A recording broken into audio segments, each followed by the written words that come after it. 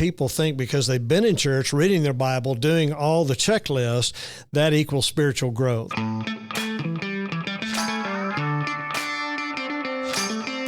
Do you want a wealthy retirement without worrying about money?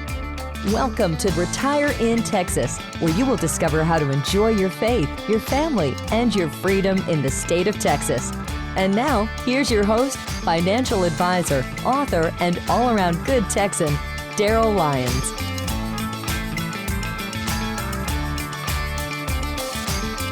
Hey, welcome to Retire in Texas. My name is Daryl Lyons. I'm your host. I'm the co-founder and CEO of Pax Financial Group. Pax Financial Group is the sponsor of this program, so be sure to visit paxfinancialgroup.com for more information. And remember, the information in this show is not intended to provide specific tax or legal advice.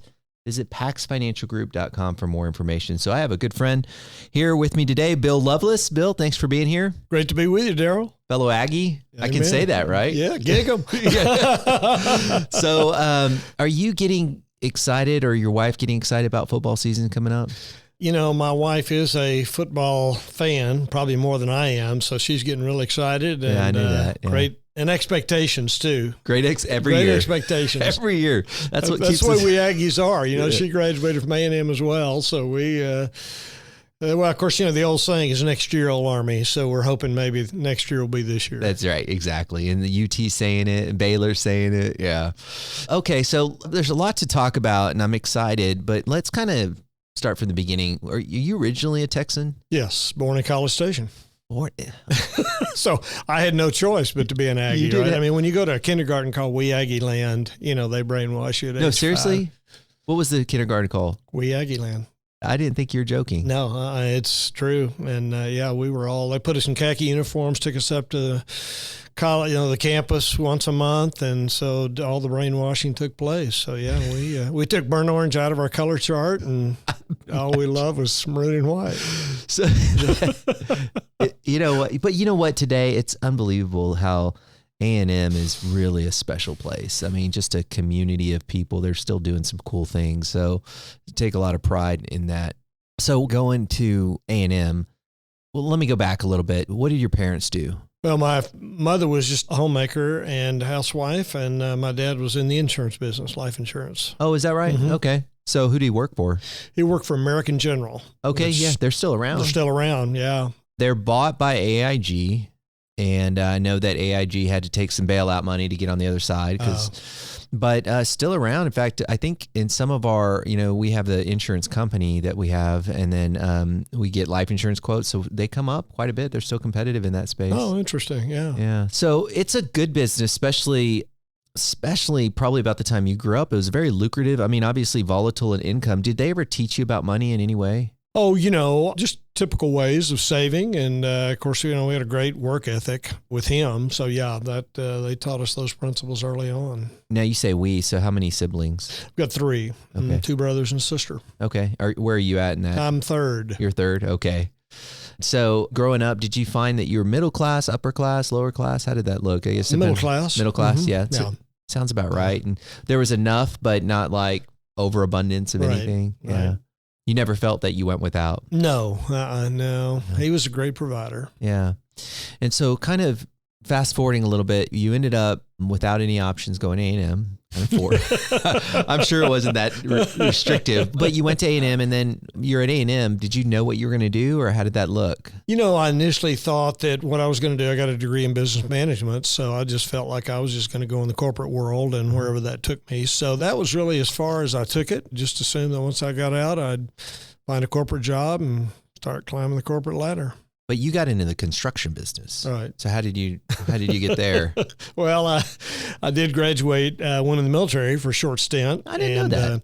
Yeah, I was in the Corps at A&M and got a contract and went up to Fort Sill to do my artillery basic. But at that point, I had a 2-year contract, but they were kicking everybody out because they were bringing everybody back from Vietnam. So I just did that, came back, started working on just some advanced degrees, and took a job as a trim carpenter one summer with a guy that was, you know, taught me from the beginning, and I just so loved it. I thought, well, I'll go back to school the next year, and then ended up working with a guy who built cabinets, took over his business. And so that's kind of how I was that residential work? All residential. Mm-hmm. Okay. Mm-hmm. Like those that are listening right now, would you say that, let's say they have, a lot of the listeners are probably in the age group, I'd say 55 to 70. But it's funny because we've gotten some calls lately, they're 20-year-olds saying, I just want to know how to do live, and I'm learning it from all these people, which is smart.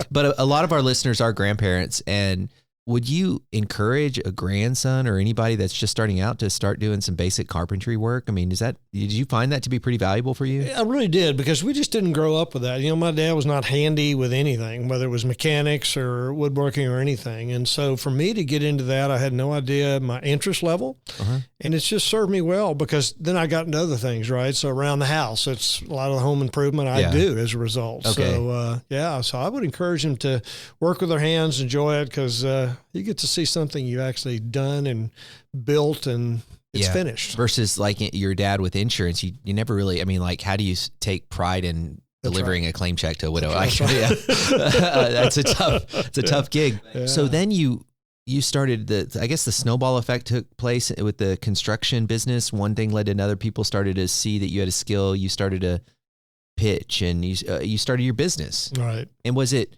residential? Initially it was. I mean, I don't know how far you want me to go in the evolution of it, but started out with a trim carpenter, then went with another cabinet maker, and then he basically gave me his business. So I was running 2 or 3 trim crews, doing all residential. Then went from there into residential remodeling, and did that for 4 years, which was the worst part of my construction career. And then hooked up with a former roommate of mine who was a registered architect, and we formed Benchmark Design Build. And so we started doing ground up from there. And so he was doing the design, you were doing the build. Right. Yeah. And so how long did you do that? From that point to, I know that you retired, and I'm using air quotes, retired out of that business, but how long was that? I'd say the total tenure in the construction business was 25 years. Okay. That's a good run. Yeah. It's a real good run. Long run. So what made you transition out? Well, that's an interesting story. It kind of ties into part of where I am now. And because I had trusted Christ when I was 18, and just not a very strong believer, I was really told it was kind of up to me to walk in this life, walk in the Spirit, produce this freedom and victory. And couldn't do it for 30 years, and really struggled with some areas, drinking, and some other areas, real fears and anxieties and rejection, and thinking somehow going to church and doing all those things was going to help, and it didn't. So finally, in 1998, I was 48 at the time, and just things began to fall apart, went into a deep depression, even in the business, even though it had turned around, because we actually bumped bankruptcy for about 5 years, and then things began to turn around. So it was the end of 1998 that I just realized that I just couldn't go on any further. And that's when the Lord brought a guy to our church by the name of Ian Thomas, who said some words that actually revolutionized my life, got me out of the construction business and into what I'm doing now. And basically the words were, God never intended for you to live the life that only Christ could live in and through you. Mm. And so the shift for me is that I tried to live this thing called the Christian life. I'd ask God to help me, and only to realize that when Jesus says, apart from me, you can do nothing, that means I can't do that. And so when I discovered he's the way, the truth, and life, and I'm not, that began this whole new idea. And actually from that, I was in October of 98, and by March of 99, the Lord said, I want you to close your business, and because you're done in the work world. So that's obviously fascinating, and I want to unpack it more. Right. But there's a layer of that I think is interesting. First of all, your dad was in the insurance business, and so I get that. Like, that's performance driven, and it's a hard business. So you must have observed a degree of performance type of, the insurance is hard. I did that for 4 years, 5 years, and I had to grind, knocking on doors in the city of San Antonio. And I believe that people need insurance, but it is just a hard sell. Mm-hmm. So for your dad to do that as a career, there must have been a degree of performance that you grew up with, whether it was expressed or just observed. And then, so this is where I'm putting pieces together, and then that never leaves you. And so you're performance driven in the construction world. So when you close a deal and finish a project, these things are just and again, don't let me put words in your mouth. These things are just validating you. And then all of a sudden you wake up, 48 is what you said, and you're done with it. Like, you have built a legacy, you've built a reputation, you have built some financial assets, and you're done. Like, you just hang it up just like that. Pretty much. You went to A&M, right? Right. Yeah. I think the pivotal part of that story is that when we got in bed with one developer, and we were going to do 6 apartment projects, $35 million worth of work. And in one phone call, all that went away. And by then we were $250,000 million in debt. So we moved from College Station to Dallas just to survive, never thinking we would. So part of what this whole process of coming to the end was the bumping bankruptcy for 6 years, but then we turned the corner because my partner and I split off. Our end of the business was profitable. So our growth chart was vertical for the next 6 years. His architectural wasn't working. Right. Our problem was we were 50-50 partnership, and we just didn't have the funds to fund both of us. So we had a friendly parting. And but he took that end of it, and I was doing tenant finished construction in high rise in Dallas at the time. Yeah, it's a good business. And so that was taking off, and you were finally going, okay, honey, we can breathe. Yeah, right. And then you say, no, just kidding. I'm doing something else. That's right. Yeah. Y'all are still married, though. Yes, we are. Okay, just a quick commercial real quick. Okay. I want those that are listening to Retire in Texas to make sure that if you need a financial advisor, you text Texas to the number 74868. That's Texas to 74868. And we're here with Bill Loveless, walking down the journey here of his construction industry, and then had an opportunity, a moment that God pinged him, and now he's full-time ministry. Is that? That's it. And so what does the full-time ministry thing look like? I mean, is it street corner preaching? Is it, I mean, what is it? Okay. Kind of. Yeah, well, it is. Yeah, that's for sure. So, we closed our business in July of 99, and then in 2001 joined a ministry called Exchange Life Ministries, Dallas. And basically, they were a counseling ministry, discipleship ministry, and that's where the Lord really did a work in my life, because all these truths that I had been learning about Christ is my life, Christ living his life in and through me, these people embodied. 22 of the most Christ-centered people I've ever been around. And, the Lord was using them to do a lot of healing, because one element of growing up was a lot of woundedness from my father. So it was just a great healing process. These truths, God just grew them deeper into my heart. Things began to change, being set free from the fear and the anxiety and various things. And so I thought I'd be there for the rest of my life. But I was with that ministry for 2.5 years. And then the Lord said, form Christ's Life Ministries, and moved to San Antonio. And I thought he lost his mind because we only knew 2 people there. Oh, wow. We were fully supported by individuals, so all our support base was in Dallas. And we were thinking, this can't be of the Lord. And sure enough, he had told my wife, which he always does about 2 weeks before me. So we literally packed our bags and moved down to San Antonio. And of course, our vision was we were going to partner with churches in the area of discipleship and that, but had no idea what the vision was. And of course, being a builder, I wanted a blueprint, and God said, I don't trust you with a blueprint, so I'm going to give you I am, 2 words, I am, and then we're going to see what he does from there. I don't know if I could have done that. And I mean, that's really scary. Did you ever doubt yourself? Oh, yeah. I mean, I didn't even tell my wife for 2 weeks, because I thought, surely this isn't of the Lord. Because I just felt like I wasn't ready to go into ministry and do a new work. I felt like I was just getting my legs under me at the ministry I was with. Did you feel like you had to be a little bit more perfect to be in ministry? Did you ever get that sense, like, I got to clean up this sin before? You got to clean up my act, yeah.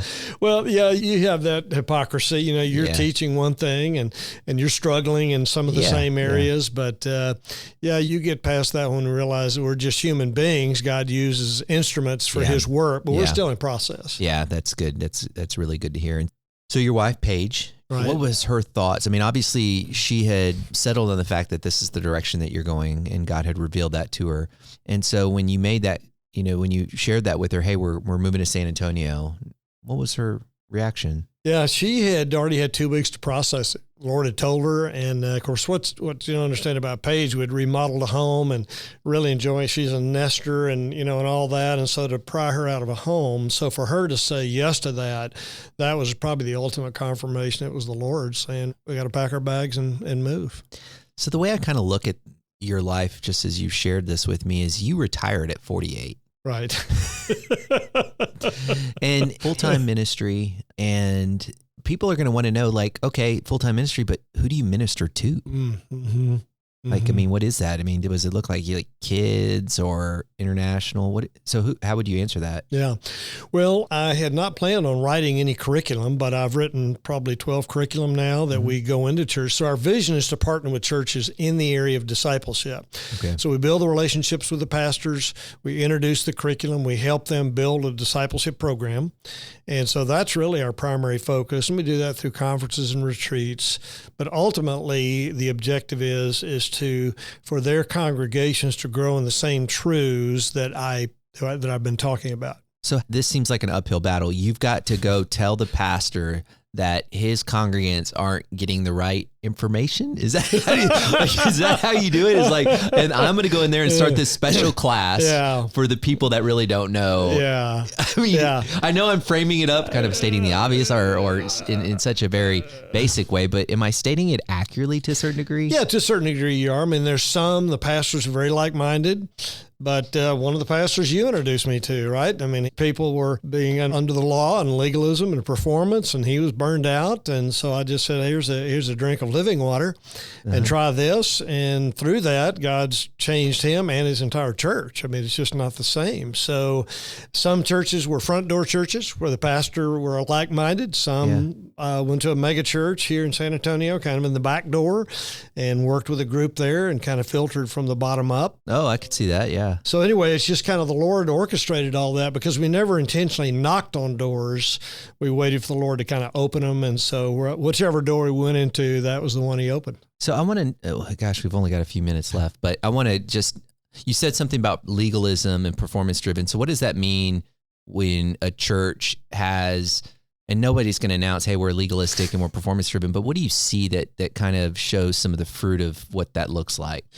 Well, if it's a legalistic performance church, what I see is people not growing up spiritually.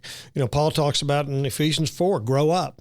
And so that's what I'm really seeing is that people think because they've been in church, reading their Bible, doing all the checklists, that equals spiritual growth. So for me, the number one thing I see is people that think they're spiritually mature, but really are not experiencing any of the freedom, victory, transformation that God promises. So the real question I ask is, tell me what you believe and then tell me how it's working for you. And that's the way I can determine kind of where they are in terms of their spiritual growth. So do you think there's any correlation between the message that you're sharing and the degree of anxiety that we're dealing with today? I mean, is there any way that you can be a solution to this, even if it's on a micro level? Yeah. Well, you know, Christ himself says, I am your peace. And so I used to live in chronic anxiety. So the reason I live in a peace now in a world that creates more anxiety is just really and truly appropriating Christ to be my peace. So when it says Christ who is our life, Paul said that, what does it mean? So as the Lord has renewed my mind to the reality, I've got Christ in me who is my peace. As I walk in that, then I guess I don't have to choose to take ownership of the anxiety and the anger that I actually see in so many Christians today, which is a tragedy because we have the peace that passes all understanding living in us. And a lot of people listening to this are transitioning or have retired, and there's some anxiousness with that as well. Obviously that we have to work through that and from financial cash flows and markets. And so I know I keep going back to this, but are you suggesting that some of what you're saying is also applicable to that? Like, for example, I might be able to give them a client information on, hey, the stock market's going to come back, and they intellectually get it, but there's like this still, I can sense it when they leave, and I can sense it in every conversation that they're still struggling. Even intellectually, they may get it, but they're still struggling. Are you suggesting that for those in the Christian community that there's still an element of legalistic or something missing there? Yeah.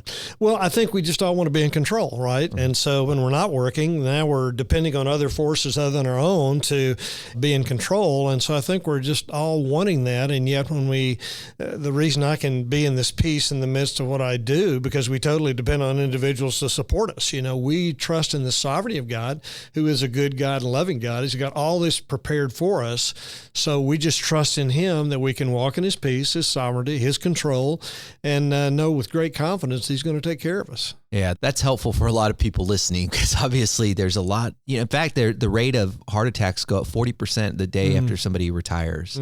Most people commit suicide on Monday. I mean, you can see what is triggering our chronic health issues is a byproduct of this chronic anxiety we're just living in. And we do have ways to put Band-Aids on it, but we all know we're just Band-Aiding it. Right. Yeah. Right. I mean, we all know it's like, okay, hey, there maybe CBD, which may help, and maybe this book, which may help, maybe yoga, right? Like, but then eventually you're like, okay, look, there's got to be something else. Right. And that's what you're preaching. Is that what I'm hearing? That's it. Okay. And what you're saying is the church has, and I'm saying with air quotes, the church has in some way kind of forgotten the message. I mean, the book's full of a bunch of people who forget. So are you saying that's part of the problem right now? Yeah, because people say, Bill, this is your message. And I said, no, this is the message of Jesus and Paul. Yeah. And we've just lost it in translation and in the institution, because the church is made up of people, but the institution, unfortunately, has really moved away from the simplicity and purity of devotion to Christ, as Paul talks about. Yeah, that's interesting. This is obviously a longer conversation. It's very good. So I'm going to make the assumption that this is your calling for the rest of your life. Right. But I do have the most important question I haven't asked you yet. Okay. What's your favorite salsa? Okay. I've had to think about that. No, we have a great Mexican food restaurant in Bernie called Las Guitarras. Oh, yeah. Yep. That's going to be my favorite for today. Is it hot or is it? No, it's mild. I'm not a hot, but just got that tomato, a lot of a tomato base in there too. So it's, you just let thousands of other people know about your precious place and Bernie, Texas. Yeah. I'm not sure that was a wise thing to do. You're trying to keep that a secret, aren't you? It's too late. I should have said paste picante and just been done with it. But well, what's interesting is this also gets re-aired on Bernie Radio Saturday morning. So I'm sure you have a lot of people agreeing with you. Well, the owner will be very happy. I've given him a plug. There you go. Hey, thanks so much. It's been a blessing for you to be here, and I've enjoyed it. Thank you, Daryl. Appreciate it. Thanks for listening to Retire in Texas. Remember, if you want to visit with an advisor, text Texas to the number 74868. That's Texas to 74868.